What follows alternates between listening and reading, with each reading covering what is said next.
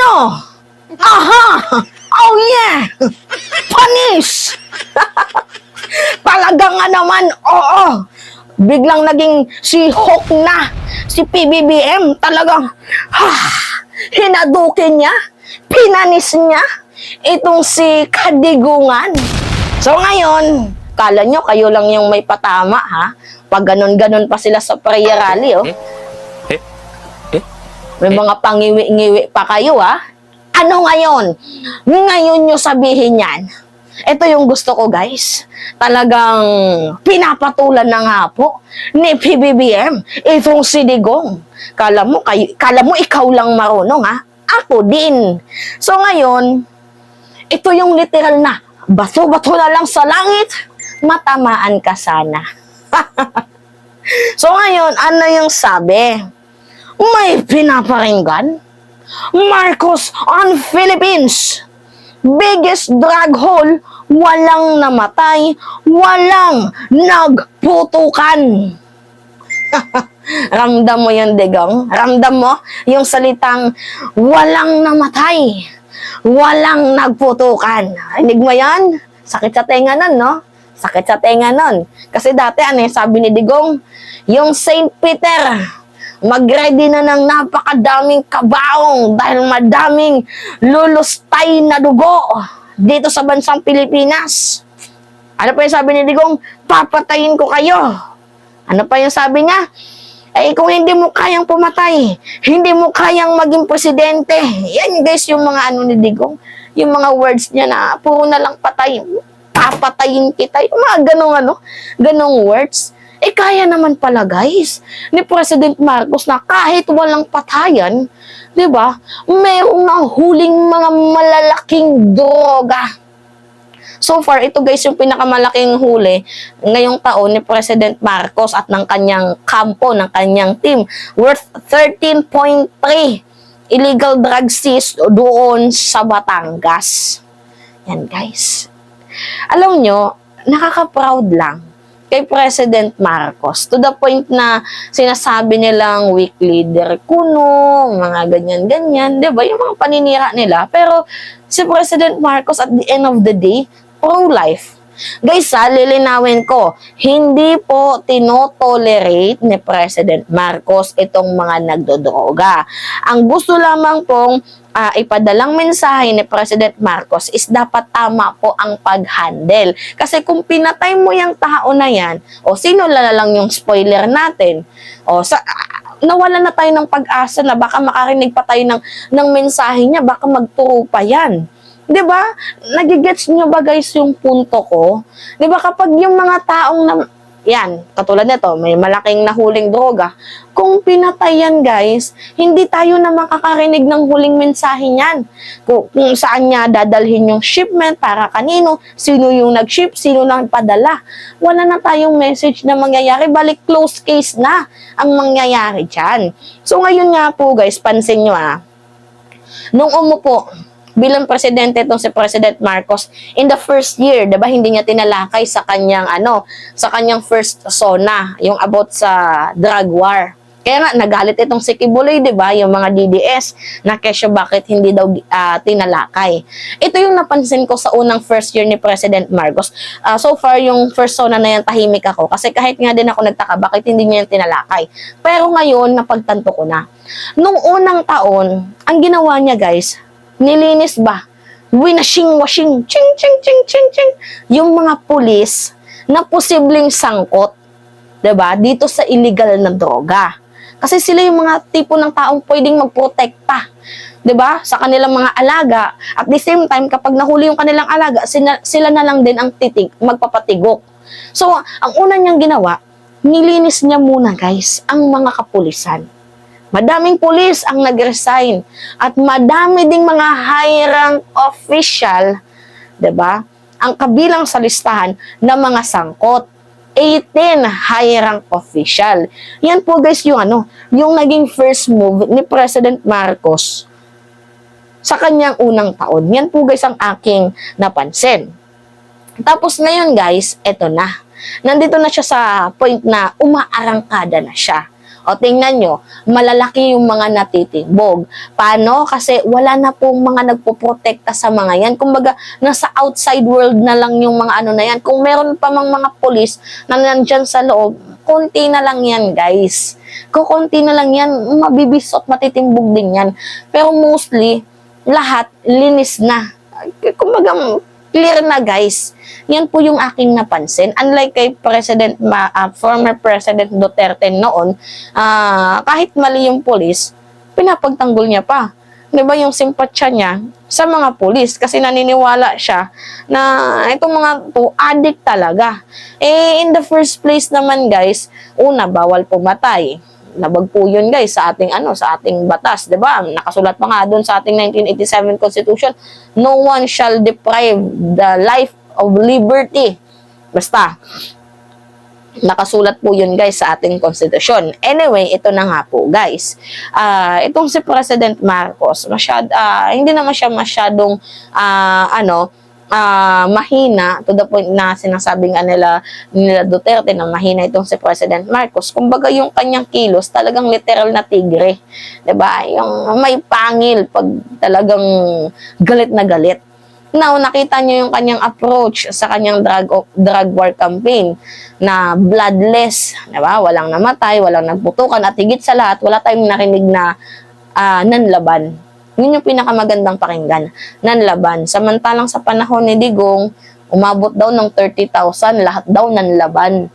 Diba? Nanlaban, tapos malaman-laman natin ang iba planadong kaso kasi yung ibang pulis gusto lamang pong magkaroon ng reward, magkaroon ng mataas na ranggo, kaya ginagamit nila yung mga kapwa nila Pilipino, pumapatay sila. Tama ba yun? Diba? Now, okay, basahin muna natin to Sabi dito ni President Marcos, no one should die in the government war against illegal drugs, President Marcos said. So no one, I would like also to point out that this is the biggest shipment of shabu na nahuli natin. But not one person died. Pinakinggan niya, not one person died. Not one single person died. Kung panahon to ni Digong, patay na to Pero buti na lang, naano ka sa panahon ni Pangulong PBBM, kung saan sumusunod tayo sa rule of law and due process. Sabi dito, walang namatay, walang nagputukan, walang nasaktan. Hindi may nasaktan si Digong. Diba? Marcos said, referring to the 13.3 billion worth of illegal drug seized from a recent drug bust in Batangas. Which is most important, according to the president, is the government to stop the flow of the drugs. Basta inoperate natin ng dahan-dahan. Yun naman dapat yung approach para sa akin. Yun dapat ang approach sa drug war na ang pinaka-importante is matigil yung pag-ship ng mga droga dito sa pagpasok sa Pilipinas. Pero paglilinaw po ng ating presidente, pinasok ito, hindi ito galing sa Pilipinas. Hindi ito niluto sa Pinas, kumbaga galing ito sa labas. So, kaya nga yun yung gustong malaman ni President Marcos kung kanino isi-ship, 'di ba? Saan nanggaling. So, kaya hindi kailangang patayin yung mga yung mga taong yan. Kasi pwede po silang maging spoiler. Kagaya ng yung mga terorista. 'Di ba? Hindi mo pwedeng i-shoot lahat. Give them a second chance. Kasi may mga reason din naman kung bakit pumasok yung mga taong yan. Unang-una, because of the corrupt government. Pangalawa, hindi sapat yung nakukuha nilang sweldo, kawalan ng trabaho. Kapag tinigay mo yung mga yan, hindi mo sila binigyan ng pagkakataon, pag nategi yan, case closed na. Hindi na yan makakapagturo kung sino yung kanilang mga leader, mga ganyan-ganyan. Diba? Kagaya din sa droga. Yung mga gumagamit, kapag addict, i-rehab, diba? Bigyan mo ng tsansa na magbago. Kasi deserve naman po ng lahat ng tao na magbago. Pero meron pong mga tao na hindi deserve na magbago. Meron pong depende po yan sa kaso. Pero anyway, ang point dito ni President Marcos, pahalagahan po ang buhay. Droga ay iwasan, buhay ay ingatan. Parang yun po guys yung kanilang theme, yun po guys yung kanilang logo. yung kanilang brand name. Pero sa akin guys, hindi naman po ito tinotolerate ng ating presidente kasi yung taong yan, makukulong pa din yan. Ang inaano lang nila dito, ini-insist lang nila dito, baka kumanta to at baka magturo pa kung sino. Eh di nagkaroon tayo ng information. At the end of the day, sino yung panalo? Tayo. 'Di ba? Kasi nalaman natin kung saan ang galing, sino yung supplier, saan isi-ship, 'di ba? So sana nagigets nyo guys yung punto ng ating presidente. Hindi kasi pwede yung puro lang kamay na bakal tapos walang utak. Hindi pwede yung ganun. 'Di ba? Tingnan niyo itong si Digong, matapang lang sa kapwa natin Pilipino, pero pagdating dito sa China, 'di ba? Alila, nagpapakatuta. 'Di ba? Pansin niyo yun, guys. Kaya nga sinasabi ko sa inyo, wag muna nating husgahan agad ang administrasyon ni President Marcos. Hindi pa nga nakakatungtong ng sobra 3 taon, o 2022, 23, 24. 'Di ba? 2 years pa lamang po.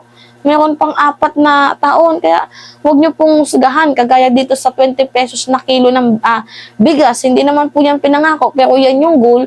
Wait guys. Wait lang tayo. Sana nagigets ba? 'Di ba? Anyway, panoodin muna natin guys itong video. Ito.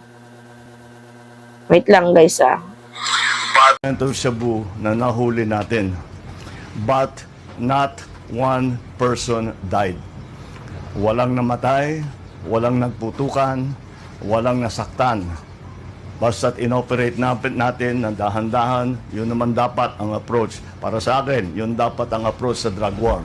Na ang pinaka-importante is matigil natin ang pag-ship ng mga drugs dito sa pagpasok sa Pilipinas. Pero the one thing that's clear, pinasok ito, hindi ito galing dito sa Pilipinas.